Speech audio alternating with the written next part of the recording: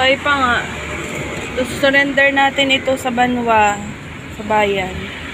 Sasara na tayo. Bye-bye. At ang business permit. Ano ba yun? Ito.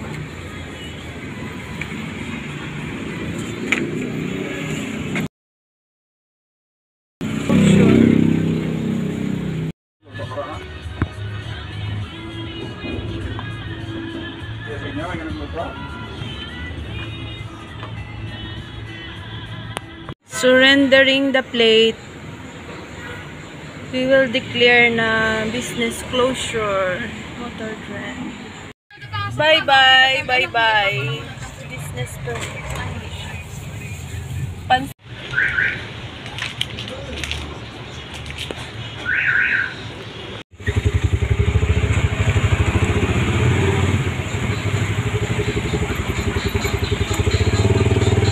Ngayon ay papunta kami sa barangay hall ng Barangay Aganan para magbayad ng Barangay Certificate of Closure. Ito yun. Ito ang flyover na to ang naging rason kung bakit din kami nagsara. Dahil sa flyover construction, naging isa na lang ang daan. Wala na ring parkingan. Kaya ang mga customers na mga tamad at ayaw pumasok sa loob para mag-park, ayaw nang bumili. At marami na rin kaming mga kakompetensya. Unang Yun gagawin ang mga ay major mag-close reasons ng kung bakit kami nagsara kahit na almost 17 years na kami. At kami ang nag-umpisa dito noon sa Aganan. Kami ang unang tindahan. Pero hindi pa rin yun, hindi pa rin masasabi na hindi ka magsasara. Ngayon nga ito, nagsara na kami. At nagpa-process kami ngayon ng Barangay Certificate Closure. Magbayad lang ng 50 pesos. Mabilis lang naman ang process. Ay, man. Okay. Sakto na? Sakto orang oras na?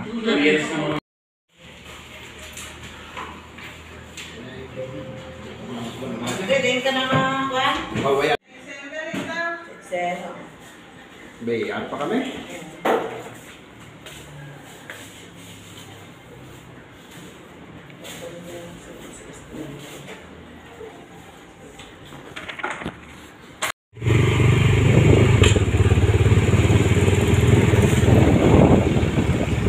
And then next, pupunta naman tayo sa bayan, ang sa mayor's permit.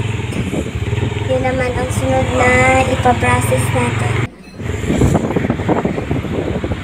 Dito kailangan natin ng malaking halaga dahil babayaran natin ang sales ng last year na 2024. At ang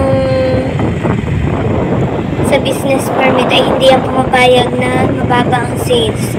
Dapat kung ano ang sales mo last year, tataasan mo pa yun. Eh paano nga? Diba? Kaya nga kaming magsasara ngayon dahil ang hina ng benta. Ibig sabihin, bumaba ang sales. Diba? Ang hirap din nila kausap. Hindi sila nakakaintindihan. Sa totoo lang, masama din ang loob namin. Kaming mga maliliit na negosyante dahil wala kaming natatanggap na ayuda mula sa gobyerno. Mula dito sa bayan. Tapos pag nag-declare ka ng maliit na sales, ayaw nila pumayag. Ma'am, dyan na ma'am.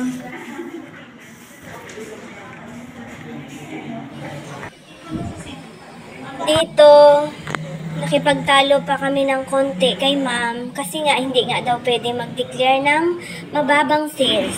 But I keep on insisting. Dahil yun nga talaga, ang totoong sales ng 2024 sobrang mababa po. Kaya nga, finally ngayon January 7, 2025 ay nag-declare na kami ng closure. Kaya ma'am, please, pakisabi po kay ma'am mo na wala po talaga, ang hina na po talaga ng benta. Kaya hindi ko pwedeng taasan ang sale. Please. At natapos din naman, 5,500 ang binayaran namin. Pumayag naman si ma'am na 182,000 ang declared ko na sales ng 2024. Pero noong 2023 ay 320,000 kaya ini-insist nila na dapat malaki doon. Hindi nga, lugi nga po. DTI permit naman ang next na prinocess. Si My Labs na lang ang nag-process. Mabilis lang naman daw doon, sabi niya. Mga nasa 30 minutes lang at nagbayad ng 30 pesos. Before naman siya pumunta, nagtanong na ako doon sa DTI sa Iloilo City kung ano ang mga requirements at humingi na din ako ng form para mas mabilis. At napakabilis nga ng process ng DTI closure. 30 pesos lang ang binayaran.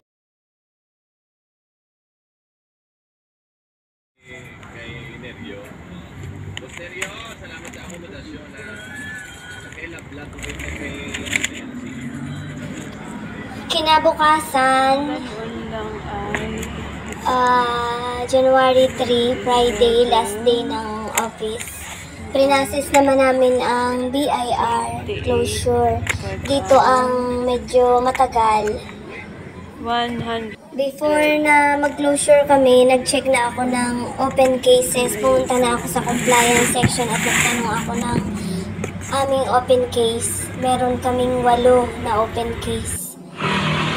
At ang maganda naman doon ay itinago ko ang lahat ng mga forms at resibo ng pagbayad namin ng mga BIR forms. Kaya naipakita ko ang mga katibayan na bayad kami at nakapag-file ako. Pero ang isa, hindi nila tinanggap ang 2551M noong 2011 na nagkamali ako ng pag-fill out ng date at buwan. Wala kaming record na bayad ng July 2011, pero ang August naman ay dalawa. Dalawa ang payments na nagawa ko dahil nagkamali nga ako ng fill out ng form. Dapat yun ay July, pero ang nasulat ko pala ay August. Pero hindi yung tinanggap ng BIR. Kaya pinagawa ako ng 0605 form 130. na payment form. Oo. Ang open case ko ay isa na lang naman. Yun yung sa mali nga ang pagbayad ko na doble sa August, ang July ay wala. Hindi nila tinanggap yun na i-consider sana kasi binayaran naman nga na doble lang. Hindi pwede. Ang ipinasa namin sa BIR, ang sa closure ay ang original na certificate of registration at saka ang ask for a receipt. Ang inventory ng lahat ng stocks na natira, pinagawa ko yun sa bookkeeper. Tapos nagbayad ng penalty na 1K ang sa open case namin. Ang resibo nun, ipapasa din. Tapos 1905 form, original, 2 pipilapan. Yun, ang ipapasa mo sa... Tapos, ang inventory ng resibo na hindi nagamit. Ayun, tapos, mag-aantay ka na ng number mo. At dito ang matagal sa pag-process ng closure.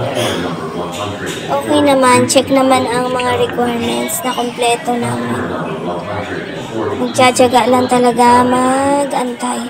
Tapos, after 5 working days, tatawagan namin yung number na binigay ni ma'am para makuha ang certificate of closure at malaman din kung talaga bang okay na at wala nang issue, wala nang problema. Machi-check pa daw doon. Ayan. Yun na. At doon nagtatapos ang journey ng pagpaprocess. Medyo madugo lang ang sa BIR. Pero okay naman basta maayos mo ang mga babayaran ng open case. Ayan si My Labs, oh. Turn na niya. At sinunog na din namin ang lahat ng resibo kasi hindi naman kinuha ng BIR. Kaya kami na lang ang nagsunog. Ito, binidyohan ko para may ebidensya na sinunog namin ang lahat ng resibo 1 to 100.